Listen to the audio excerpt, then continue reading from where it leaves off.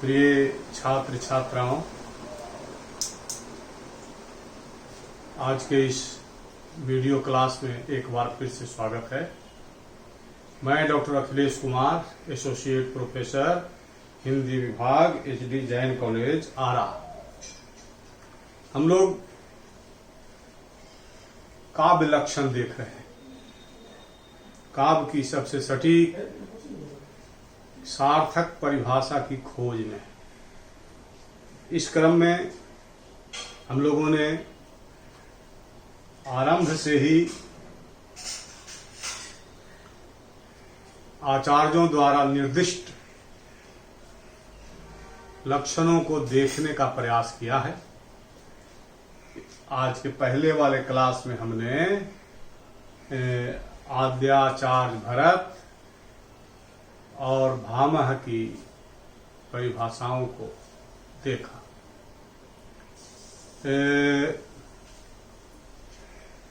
भामह ने कहा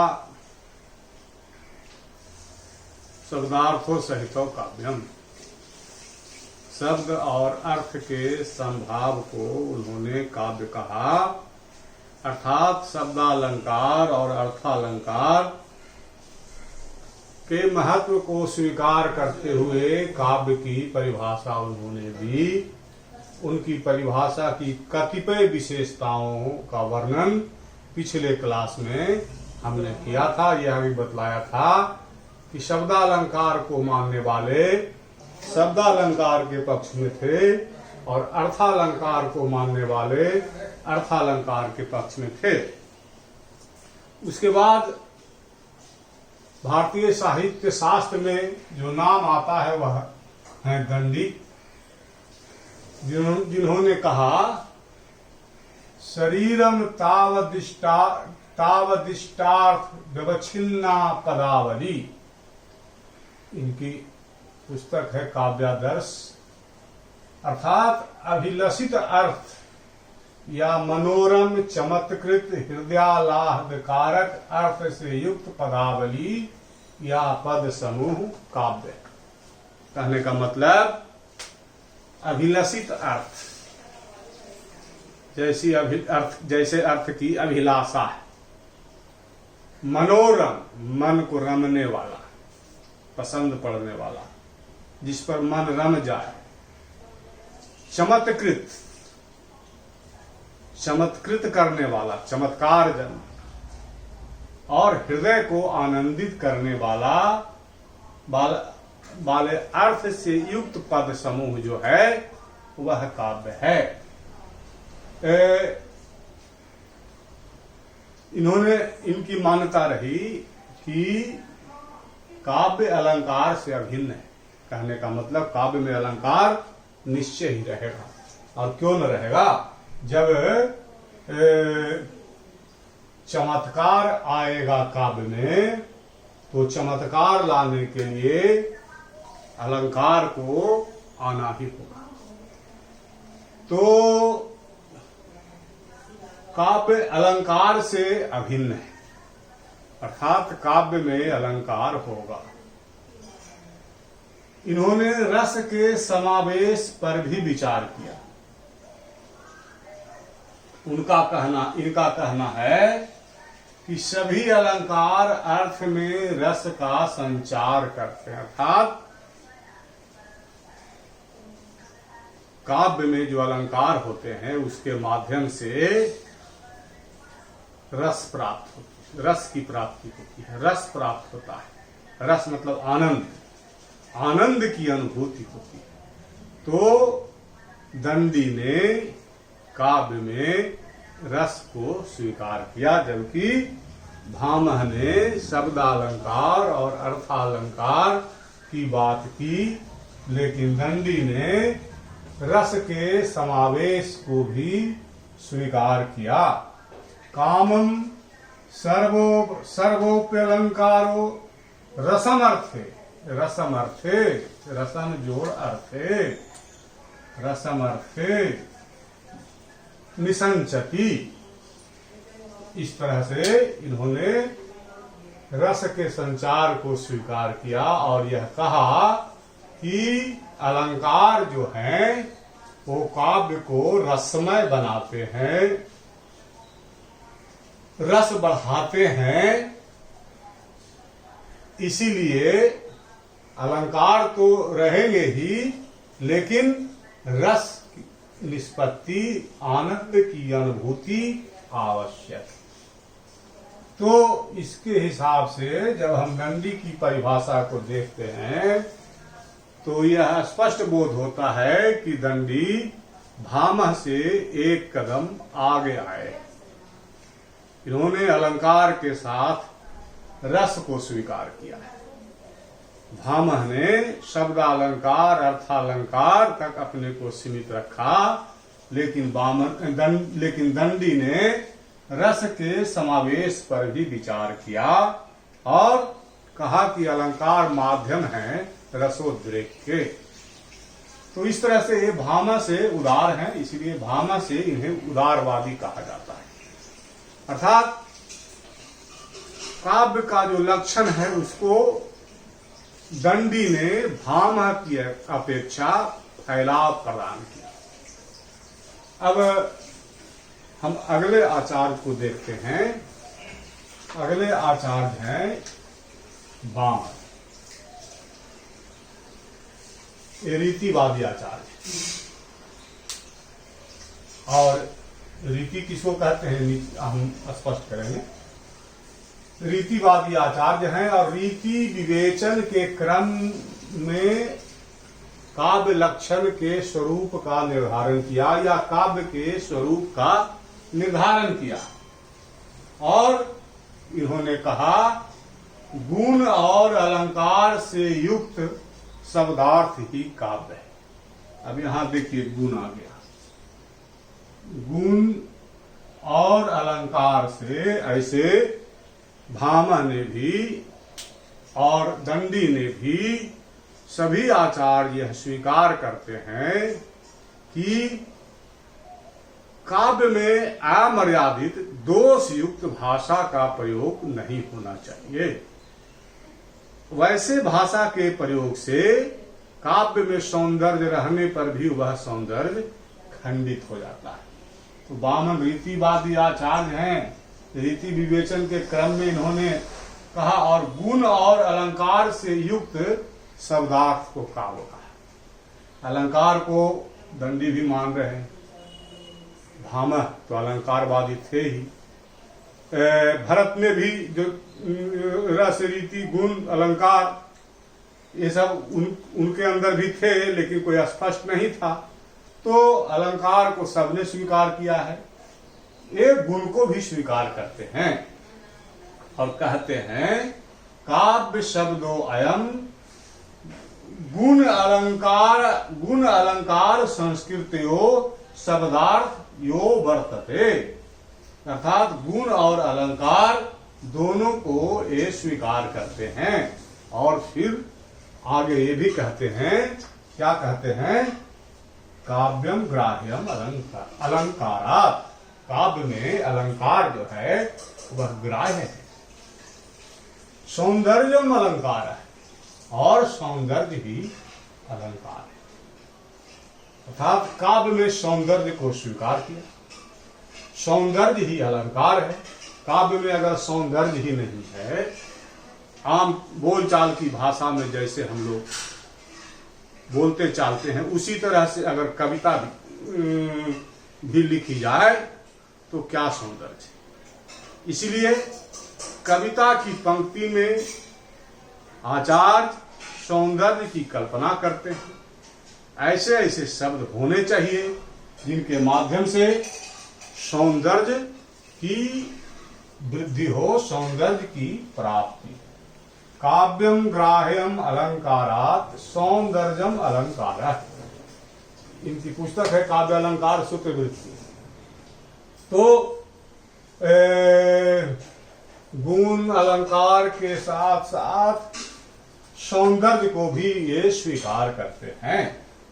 और फिर आगे क्या कहते हैं, काव्य शोभा या कर्तारो धर्मा गुना, कि काव्य के शोभा कारक धर्म गुण है।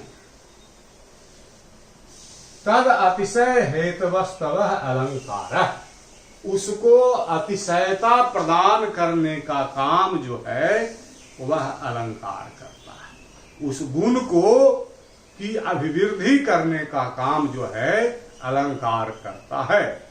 अलंकार का तो यही काम है, शोभा में वृद्धि करना।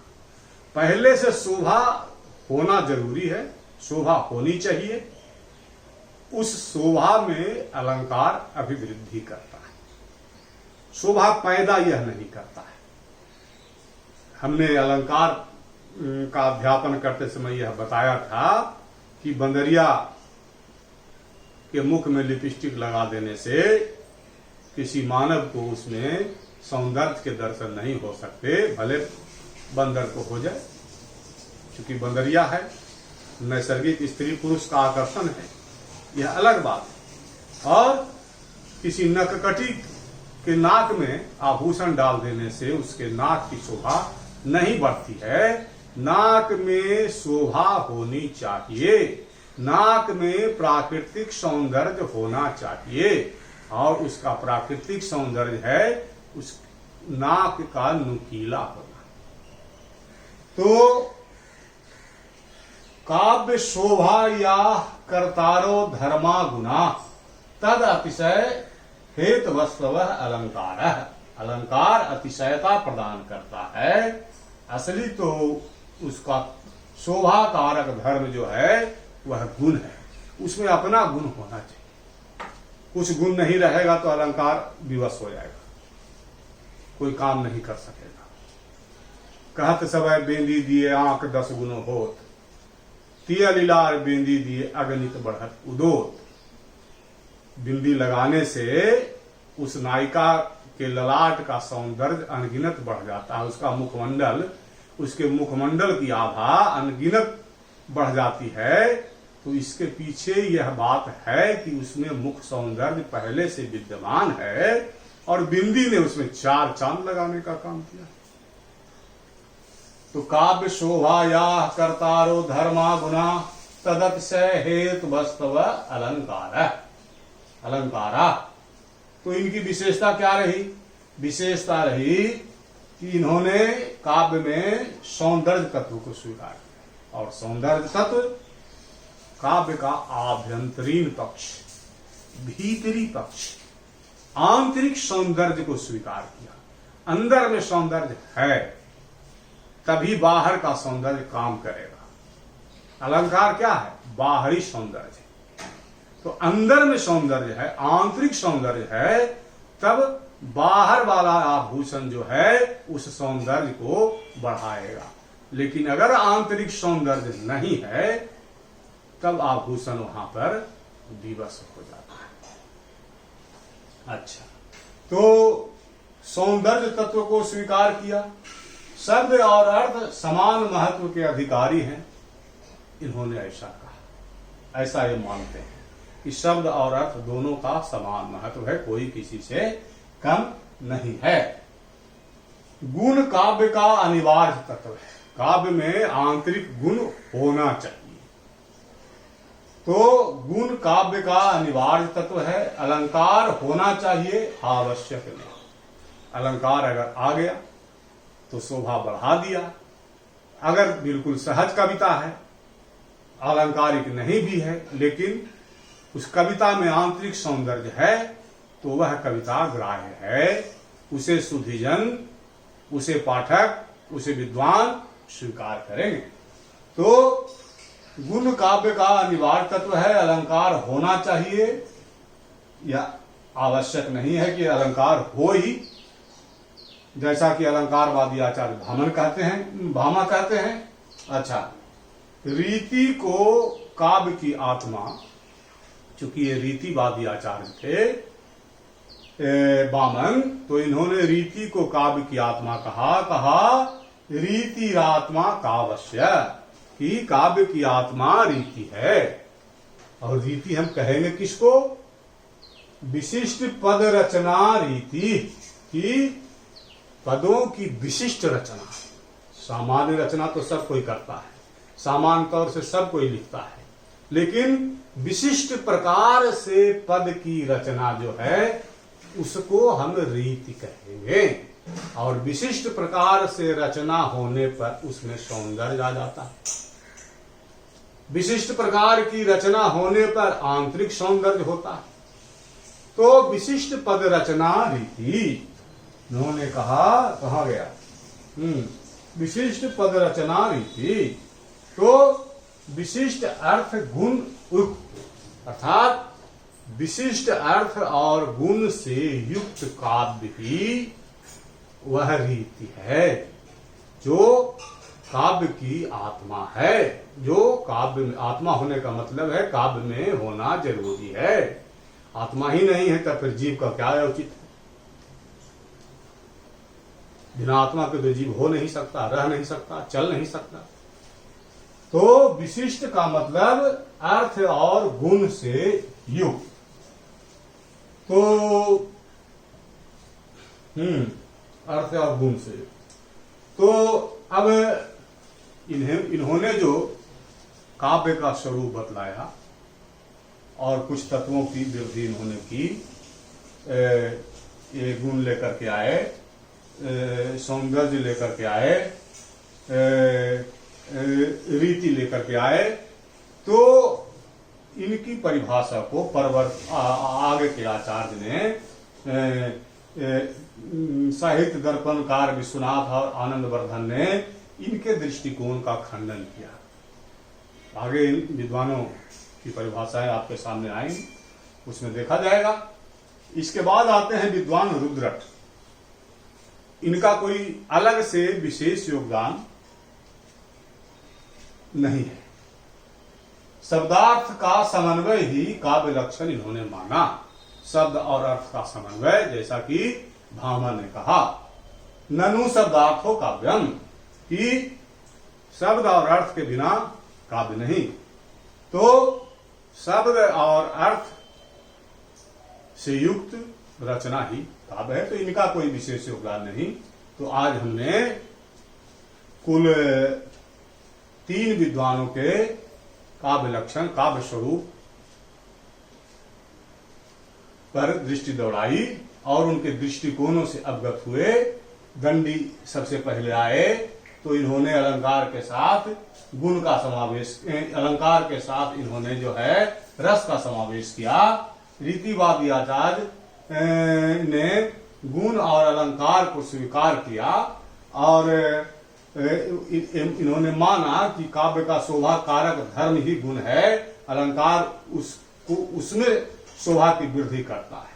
इन्होंने गुण काव्य का अनिवार्य तत्व माना, अलंकार हो नहीं हो दोनों चलेगा, और रीति को काव्य की आत्मा स्वीकार किया और कहा रीति आत्मा काव्य और विशिष्ट पद रचना रीति। रीति क्या है? तो विशिष्ट पद रचना, और विशिष्ट पद रचना का मतलब है अर्थ और गुण से समन्वित पद रचना।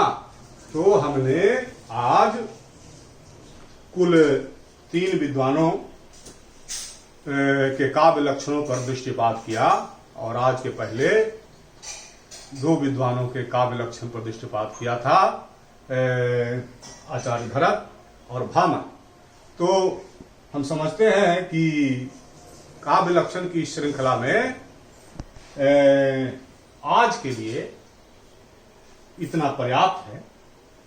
इसको ठीक से समझा जाए और इसके बाद आगे फिर हम अन्य आचार्यों के दृष्टिकोणों से अवगत होंगे, उनकी परिभाषाओं को देखने और समझने की कोशिश करेंगे। तो आज के क्लास के लिए हम समझते हैं कि इतना पर्याप्त था। तो आज के लिए इतना ही। धन्यवाद।